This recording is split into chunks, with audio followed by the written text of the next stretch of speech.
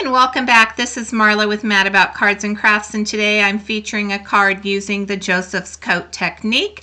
I want to jump right into the products that I'm using. Most of the products are from Papertrey ink, and they are some of the older products in my stash. This is from Tim Holtz. It's called the Funky Cactus. I also have the Mix and Matte Herringbone Let's Fiesta stamp set. I'll be using the pinwheels from that stamp set. This is a birthday sentiment. It's called Stylish Sentiment Birthdays. And finally, the Skinny Mini banners. I did ink up my background ahead of time with Juniper Mist, Stone Blue, Hot Tub Sage, and Green Tea. Here's a look at that Let's Fiesta set. It is on sale now over in the Papertrey ink store. All of the products that I've used will be linked in the description box below. So you can see, to begin this process, I did ink my background. You do not need to worry about having perfect blending. I'm using my Versamark ink because I am going to be doing some heat embossing with some clear embossing powder. I have some of the banners, so this is one of the larger ones, and I'm stamping it randomly around my background, and then I also used one of the smaller ones to trap that ink underneath. I'm using clear embossing powder. I will use my heat tool, which has been heating up for about 30 seconds, and I'm going to set these pinwheels, and then I'm going to add several more, filling up the space as best I can. Now, I did have this scrap piece of, it looks like a slimline card. I did have this scrap piece of paper in my stash on my desk, and so I just pulled it to use. I ended up cutting the panel down to 4 by 5 1/4 inches. I am going to create an A2 size card, which is going to be 4 1/4 by 5 1/2 inches. I'm going to finish up with this last one, filling in some of the open spaces. You'll notice that when I do stamp, I stamp off the edge of the card so it looks like there's a continuous pattern. And here's the Joseph's Coat technique.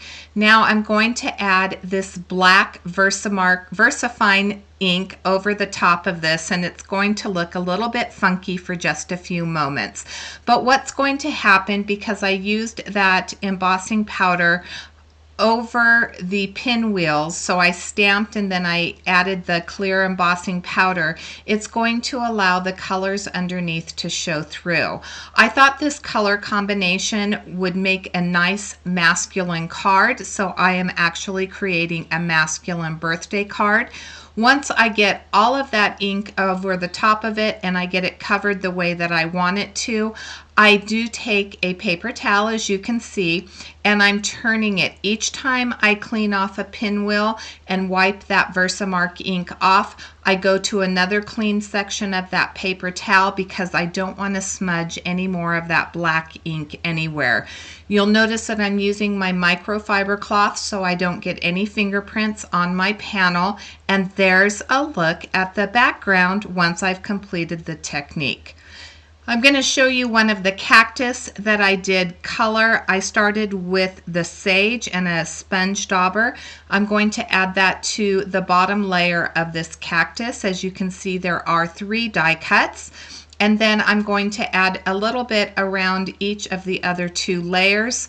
I'll blend in on this second layer the green tea, and then I'm going to add a little bit of the hot tub. So I'm using the same colors that I used on my background, which is going to create a little bit of dimension, but it's also going to make my card very, what's the word that I'm looking for? Very consistent. So all of the colors are going to match perfectly. You'll notice the darkest layer was the largest at the bottom, and then I got lighter as I continued on. And I'm just going to glue all of the layers together. And once I finish with this, I did die cut. It comes with some pots, and so I die cut the pots off camera, and we're going to color up one of those pots. Again, I'm going back to the same colors that I used to start with. So I will start with the Juniper Mist, and then I'm going to blend in a little bit of the Stone Blue. I do my ink blending on this Cricut mat. It makes it much easier for me. For the most part, it does hold my pieces in place. Sometimes you need to use your bone folder just a little bit. So for the bottom layer, I was heavy-handed with the Juniper Mist, which is that navy blue, and then I added just a little bit of the stone blue over the top. I'll adhere the two layers together, so there's only 2 layers to each of the pots. And then we're going to move along. I'm going to show you how it will look.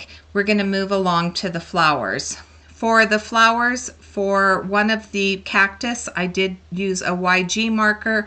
And then for the blooms on the other cactus, I was heavy-handed with the hot tub on the first layer, and then the layer that goes on top, I was very light-handed, so I got a little bit of a contrast. You can see how much lighter that second layer is on the cactus on the right. I glued the flowers to my cactus, and then I added just a little bit of detail accents with my white gel pen. I cut out a piece of avocado cardstock. This is also from Papertrey ink. It's called Ripe Avocado. And I cut out the center because I only want the edge of this to show. So to save a little bit of that paper, I did use a rectangle die and just cut out the center. I adhered it to my A2 panel. This is a side folding panel.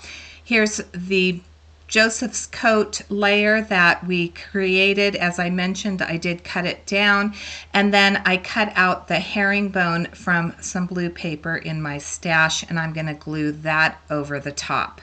For my sentiment, I did use the Skinny Mini banners.